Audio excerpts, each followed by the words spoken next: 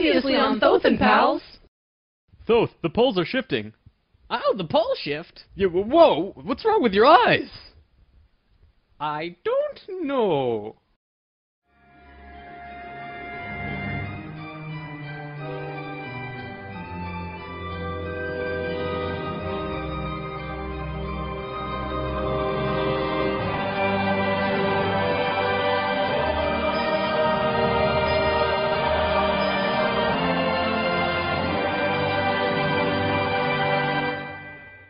When Thoth first saw signs of the polar shift, they returned to the land of Chem and raised the warship into the sky. They went to Atlantis and picked up the Nacals. The Nacals weren't just passengers though, and each and every being was working in unity to create a very powerful Merkaba around themselves and the ship. They returned to the Great Pyramid and landed the ship on top, forming the phi ratio with the pyramid. And then, it happened. The poles began to shift, and human consciousness began to plummet. Simultaneously, the electromagnetic and magnetic fields of the Earth collapsed, and all life on the planet went into the Great Void, the 3.5 days of absolute blackness described by many ancient cultures in the world.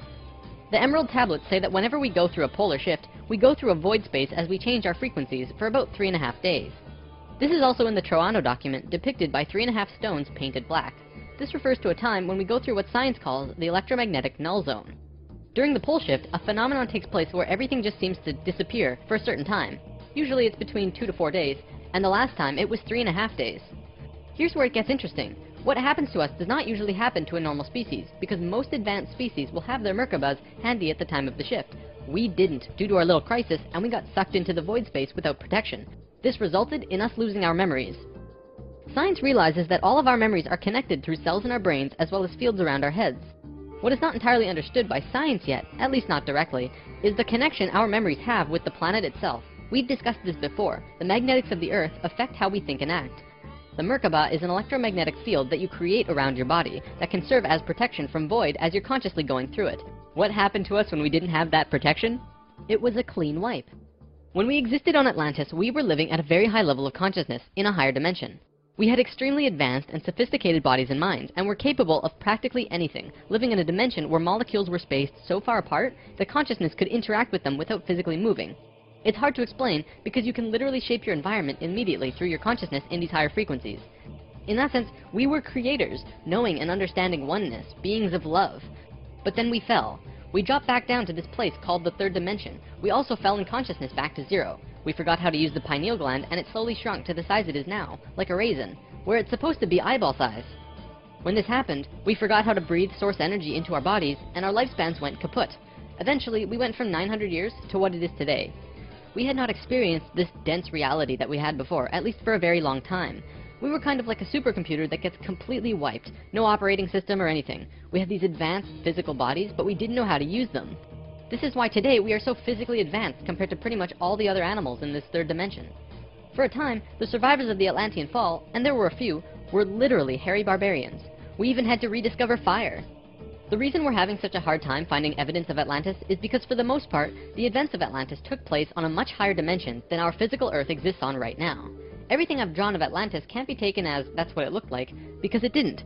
This landmass did physically exist, but the Atlanteans were not inhabiting that dimension of its existence. If the warship hadn't been protected by the Merkaba, the Nacals would have lost their memories. They retained their memories when the Earth came out of the void and began their work once more. Thoth and 1/3 of the Nacals went to the Island of the Sun in Bolivia. Aragot and 1/3 went to Tibet, and Ra and the remaining third went to Egypt, where they waited. Now, we're going to begin bridging the gaps between this story and our current history. In between the fall of Atlantis and the dawn of our first civilizations, who were the Egyptians and the Sumerians, there was a 6,500-year gap between them. What was happening to us in that time? We have to look at this precession chart again. This is where we fell in consciousness, point C, and this was our falling asleep phase too. Thoth, Ra, and the Ascended Masters were waiting until point D. They had to wait for humans to just evolve themselves over a 6,500-year time period until they were advanced enough to actually receive this new information that they were going to provide. Sometime in here was when the flood of Noah occurred. Because of the pole shift, the Earth went through an ice age. This is scientific fact. When the ice melted, it would have caused massive flooding. DNA is the physical manifestation of who you are. It is your soul's physical aspect. What we are seeing in DNA is changes in the codons. There's 64 possible codons in DNA, and humans only have about 22 or so. What we're finding is that there are 6 more codons being activated within these children, and they are choosing 2 of the 6. These kids are what we call indigo and crystal children, and probably the super psychics as well. Now, this is a chromosome. Basically, what this is lots and lots of DNA wrapped into this weird H-like shape. This is located in every cell and is part of your body of consciousness. What Thoth tells us is that every level of consciousness seen here not only has its own consciousness grid, but its chromosome change as well. The second level, where we are now, has 44 and 2 chromosomes. To any scientist, this is basic biology. The first level, however, has 42 and 2, and this third level has 46 and 2. The fourth and fifth have 48 and 2 and 50 and 2, respectively. The primary physically visible difference between these DNA in all life is height. The first level has an average height of 4 to 6 feet tall. The second level, us, has an average height of 5 to 7 feet. Third are about 10 to 16 feet, which we are about to translate to. Fourth is 30 to 35 feet, and the last is 50 to 60. You may remember a being named Metatron, the Hebrew archangel who is the perfection of what humanity is to become. He was 55 feet tall, that guy. The last two heights are far in the distant future for us, though. This is a place in Egypt today called Abu Simbel. The first thing you notice is that these statues are huge, but with the information about the DNA, this paints a different picture. These beings would be in the 60-foot range if they were to stand. They were at the 5th level of consciousness. These beings on a different wall are 35 feet tall, 4th level of consciousness. Here are some third levels as well. Archaeologists saw this and thought that it meant that the man was just much more important than the woman, when in actuality, the kings of Egypt had 5 different names, one for every level of consciousness. Some of the kings were even able to translate into different dimensions, and that's how they guided the population with the power of the gods. In Egypt, according to today's top archaeologists and researchers, the Egyptians and Sumerians both began their civilizations right around the same time from each other, within a few hundred years or so. Both of these civilizations emerged out of nowhere with perfect writing abilities that were not improved upon since. When they first emerged, they were extremely sophisticated and clear, and slowly degenerated over generations.